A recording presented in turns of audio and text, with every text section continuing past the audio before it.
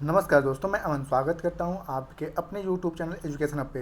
यह बिहार शिक्षक भर्ती के NCERT based question answer series के सामाजिक विज्ञान जो कि संविधान से संबंधित है, इसका यह तीसरा क्लास है और हम देख रहे हैं कक्षा 6 के सामाजिक विज्ञान का चैप्टर 3 सरकार क्या है। तो इससे संबंधित क्वेश्चन आंसर को देखेंगे।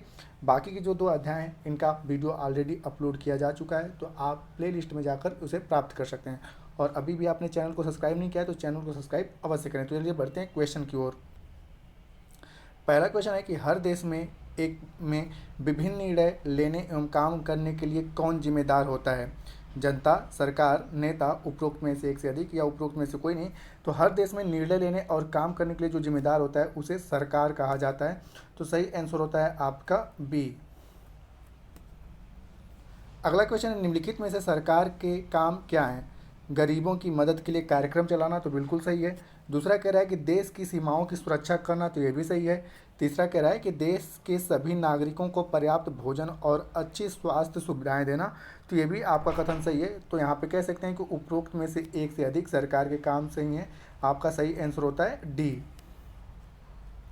अगला क्वेश्चन है कि न्यायालय किसका अंग है? जनता का, सरकार का, नेता का, उपरोक्त में से एक से अधिक या उपरोक्त में से कोई नहीं। तो न्यायालय सरकार का ही एक अंग है। आपने पता है सरकार के 3 अंग है, कार्यपालिका, विधायिका और न्यायपालिका। तो न्यायालय जो है वह सरकार का ही अंग है। ठीक है, ये सरकार के अंग है। तो सही आंसर होता है बी। अगला क्वेश्चन है कि सरकार को निम्नलिखित में से मुख्यतः कितने स्तरों पर बांटा गया है? तो सरकार की अगर बात किया जाए तो सरकार को स्थानीय स्तर की सरकारें, राज्य स्तर की सरकारें और राष्ट्रीय स्तर की सरकारें 3 भागों में बांटा गया है। और इसे शक्तियों का विकेंद्रीकरण भी कहा जाता है। विकेंद्रीकरण कहा जाता है। तो यहाँ पर सरकार को सही ऑप्शन होता है आपका उपरोक्त में से एक से अधिक, क्योंकि सरकार को कुल मुख्य रूप से 3 स्तरों में बांटा गया है। राष्ट्रीय स्तर की सरकार, राज्य स्तर की सरकार और सबसे निचले स्तर की जो होती है उसे हम लोग स्थानीय स्तर की सरकार कहते हैं। तो सही आंसर होता है आपका डी।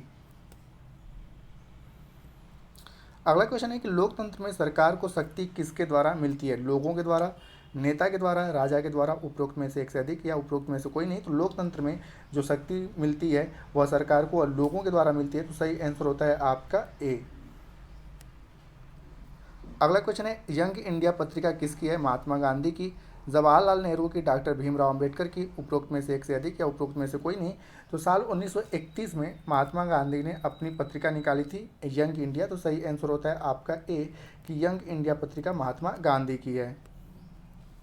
अगला है कि यह कथन किसका है कि मैं यह विचार सहन नहीं कर सकता कि जिस आदमी के पास संपत्ति है वह वोट दे सकता है, लेकिन वह आदमी जिसके पास चरित्र है पर संपत्ति या शिक्षा नहीं है वह वोट नहीं दे सकता, या जो दिन भर अपना पसीना बहाकर ईमानदारी से काम करता है वह वोट नहीं दे सकता क्योंकि उसने गरीब आदमी होने का गुनाह किया है। तो ये पूछा गया कि यह कथन किसका है? डॉक्टर भीमराव अम्बेडकर का, या सरदार वल्लभ भाई पटेल का, या महात्मा गांधी का। डी कह रहा है उपरोक्त में से एक से अधिक और ये कह रहा है कि उपरोक्त में से कोई नहीं। तो जैसा कि मैंने बताया कि साल 1931 में महात्मा गांधी ने अपने यंग इंडिया पत्रिका में यह स्टेटमेंट छपवाया था। तो सही ऑप्शन होता है आपका सी। अगला क्वेश्चन है, सरफेज मूवमेंट का संबंध किससे है? महिलाओं के मताधिकार से, भारत के स्वतंत्रता आंदोलन से, द्वितीय विश्व युद्ध से, उपरोक्त में से एक से अधिक या उपरोक्त में से कोई नहीं। तो आपने पता होगा कि फर्स्ट वर्ल्ड वार जब 1914 से 1918 के बीच में चल रहा था, तो उसी दौरान मतलब कि यूरोप में और अन्य सारे कॉन्टिनेंट में महिलाओं ने अपने वोटों के लिए ठीक है लड़ाई लड़ी, और उस वोटों की जो लड़ाई लड़ी थी उसे मताधिकार आंदोलन कहा जाता है।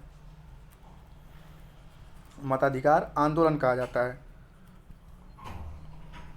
और मताधिकार आंदोलन को ही इंग्लिश में सरफेस मूवमेंट के नाम से जाना जाता है। तो यह महिलाओं के मतों के अधिकार से संबंधित आंदोलन था, और इसके फलस्वरूप ही साल 1920 में अमेरिका में महिलाओं के लिए वोटों को अधिकार को दे दिया गया, और 1928 में इंग्लैंड में महिलाओं को वोटों का अधिकार दिया गया।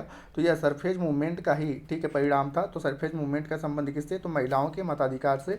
तो सही आंसर होता है आपका ए। अगला क्वेश्चन है कि अमेरिका में महिलाओं को वोट देने का अधिकार कब प्राप्त हुआ। तो जैसा कि मैंने बताया कि सरफेस मूवमेंट के परिणाम स्वरूप साल 1920 में अमेरिका में महिलाओं को वोट देने का अधिकार प्राप्त हुआ। अगला है, इंग्लैंड में महिलाओं को मताधिकार का अधिकार कब दिया गया। तो मैंने बताया 1928 में इंग्लैंड में महिलाओं को सरफेस मूवमेंट के परिणाम स्वरूप इंग्लैंड में महिलाओं को मताधिकार का अधिकार दिया गया। यहाँ पे निम्नलिखित युग्मों पर विचार कीजिए और आगे कह रहा है कि कौन सा युग्म सुमेलित है। तो यंग इंडिया आपने पता है महात्मा गांधी का है, बिल्कुल सही है। सरफेस मूवमेंट महिलाओं को वोट देने के अधिकार से है, तो ये भी सही है। इंग्लैंड में औरतों को वोट देने का अधिकार 1920 में, तो यह गलत है क्योंकि इंग्लैंड में 1928 में मिला और 1920 में मिला था अमेरिका को, और यहाँ पर आपका इंग्लैंड आएगा 1928 में।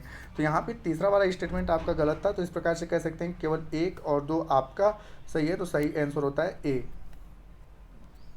अगला, निम्नलिखित कथनों पर विचार कीजिए और कह रहा है उपरोक्त में से कौन सा कथन सत्य है। तो पहला कह रहा है कि लोकतंत्र का मूलभूत विचार है कि लोग नियमों को बनाने में भागीदारी बनकर खुद शासन करें। तो यह बिल्कुल सही है कि जनता का जनता के लिए जनता के द्वारा शासन ही लोकतंत्र कहलाता है। यह अब्राहम लिंकन का स्टेटमेंट है कि जनता का जनता के लिए जनता के द्वारा शासन, ठीक है। तो यहाँ पे पहला वाला स्टेटमेंट बिल्कुल सही है। दूसरा कह रहा है कि प्रतिनिधि लोकतंत्र में लोगों की सीधी भागीदारी नहीं होती। तो ये भी सही है क्योंकि भारत में प्रतिनिधि लोकतंत्र है और लोग अपने प्रतिनिधियों को चुनते हैं और यह विधानसभा या लोकसभा में जाकर अपने लोगों की बातें करते हैं। तो प्रतिनिधि लोकतंत्र में लोग सीधे भाग नहीं लेते हैं, अपने द्वारा चुने गए नेता को भेजते हैं वहाँ पे अपनी बातों को कहने के लिए। तो 1 और 2 दोनों कथन सही है, तो सही आंसर होता है आपका सी। तो दोस्तों ये आपका तीसरा अध्याय था। सरकार क्या है, चौथा अध्याय जो है वह ग्राम पंचायत से, ठीक है। चौथा अध्याय जो है वह ग्राम पंचायत से, तो इसको हम देखेंगे और इसी तरह से छोटे छोटे वीडियो के जरिए एक एक चैप्टर को कवर करेंगे और उम्मीद करता हूं कि आपके एग्जाम तक पूरा एनसीईआरटी ज्योग्राफी और भूगोल का समाप्त हो जाएगा, जो आपके लिए काफ़ी हेल्पफुल रहेगा। तो अगर अभी भी आपने चैनल को सब्सक्राइब नहीं किया है तो चैनल को सब्सक्राइब अवश्य कर लें और इस पीडीएफ को प्राप्त करने के लिए आप हमारे टेलीग्राम से जुड़ सकते हैं, जिसका लिंक वीडियो के डिस्क्रिप्शन में दिया हुआ है। तो वीडियो के अंत तक बने रहने के लिए धन्यवाद। मिलते हैं जल्दी नेक्स्ट वीडियो में।